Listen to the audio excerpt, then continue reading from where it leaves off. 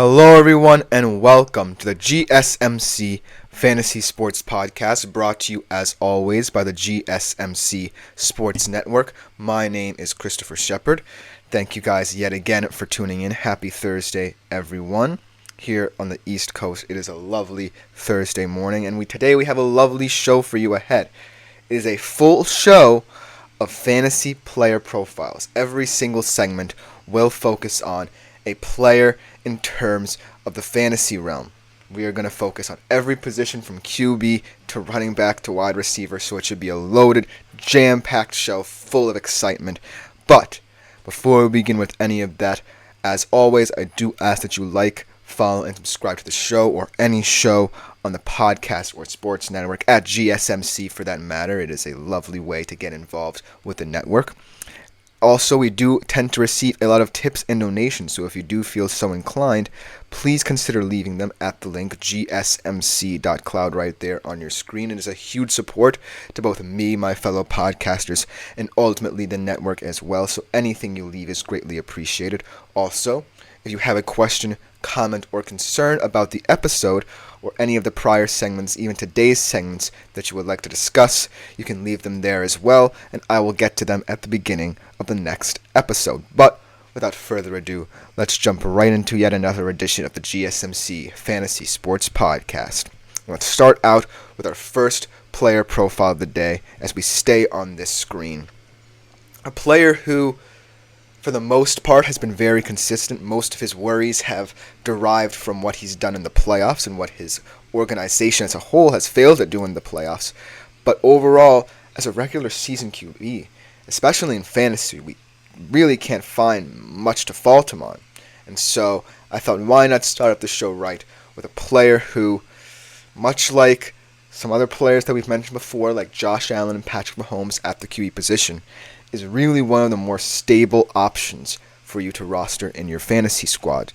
So without further ado, the player in question is Mr. Dak Prescott of the Dallas Cowboys. Now, Dak Prescott has really come under scrutiny more for his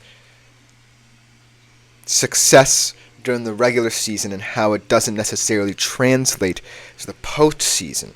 However, the regular season is what matters in fantasy because that is where the bulk of the games are played. You don't necessarily have to worry about a QB's playoff performance, even if your league does tend to go into the playoffs. But in terms of regular season QBs and in terms of the fantasy realm, there has been no one better than Dak Prescott, especially last season. So let's just get into his stats and explain why, shall we? Dak Prescott has accrued 2,167.8 fantasy points across his career. His best season was last year, where he garnered 342.84 points. Another important stat to know is that he led all QBs in touchdown passes and completions, and most importantly, he finished inside the top 3 in terms of fantasy scoring, right at the QB3 position.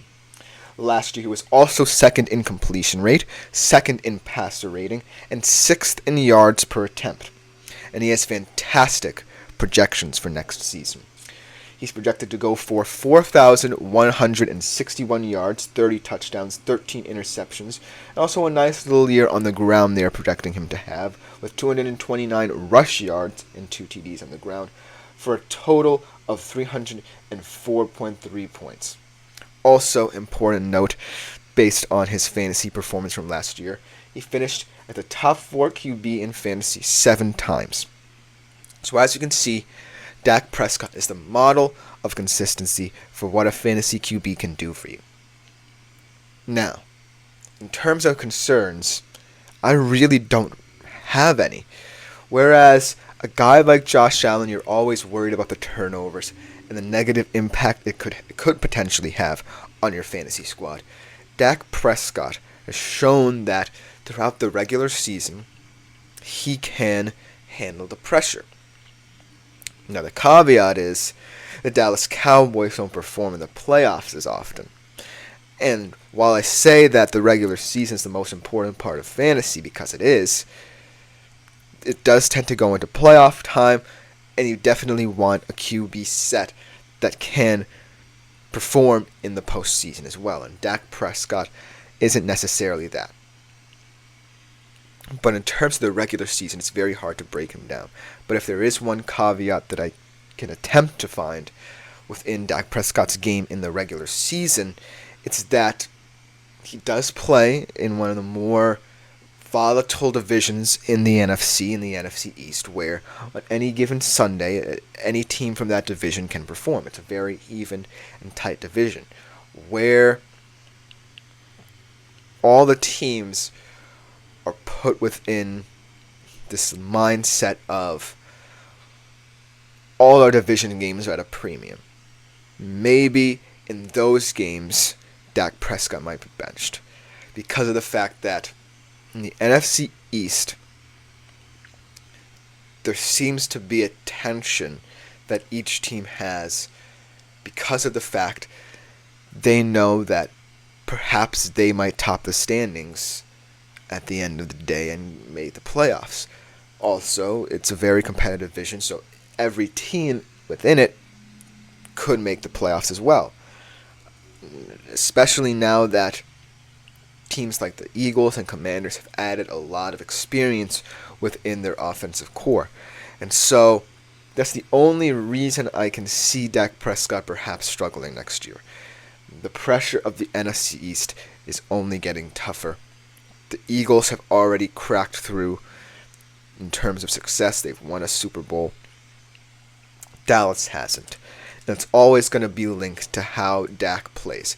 Now, ultimately, that's a different conversation because it's the playoffs and it's a different realm entirely. But when you are battling to get into the playoffs, especially within your own division, you tend to have pretty shaky games. Dak Prescott ultimately might be pushing himself a little bit too hard in those games, and as a result, he may flounder there. Another caveat that I find within not just Dak Prescott, but the Dallas Cowboys system is obviously Mike McCarthy. Now, we can credit Mike McCarthy all we want for leading the Cowboys to the playoffs in so many years, almost every single year that he has been with the organization.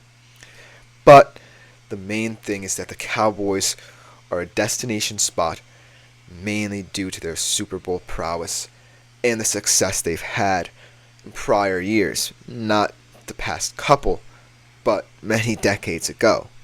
And so there's always that barometer that Dallas has to look at. They have to set that bar, and they haven't yet exceeded those expectations. And I think it all starts in the regular season. Mike McCarthy has a plan for the Dallas Cowboys to get into the playoffs.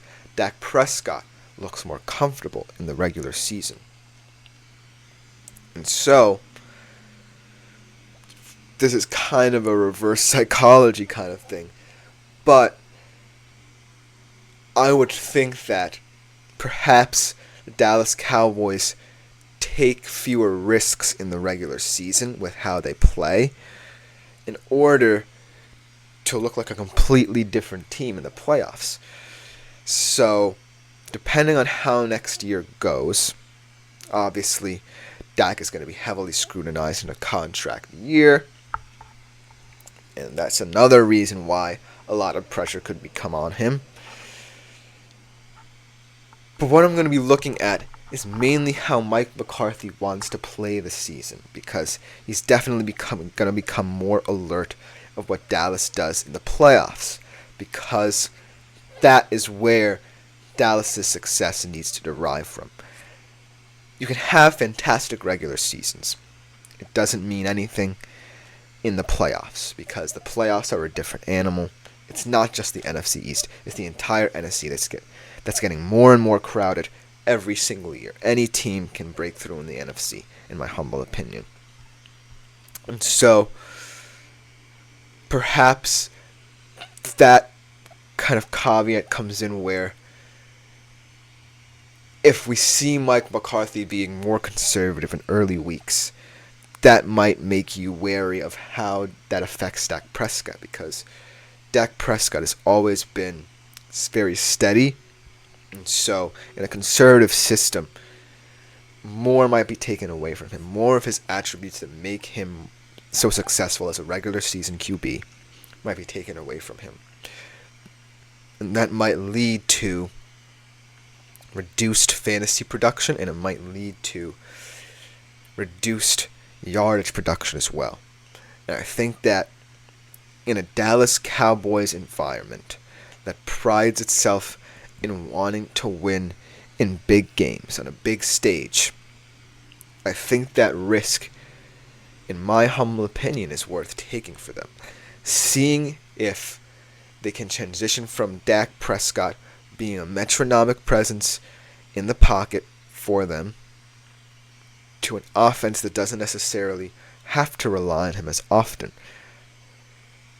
Besides that, that's the only fault I can really find in not rostering Dak Prescott, because in terms of what he does in the regular season, he's flawless. But his coach is Mike McCarthy, and Mike McCarthy in the past has realized to a certain extent that conservatism in the regular season can lead to longevity in the postseason, especially with the Dallas Cowboys team that really wants that stability. Jerry Jones wants it. The entire Dallas Cowboys organization wants it. They don't want another year of mediocrity in the playoffs. And so that's the decision that has to be made between Mike McCarthy and Dak Prescott.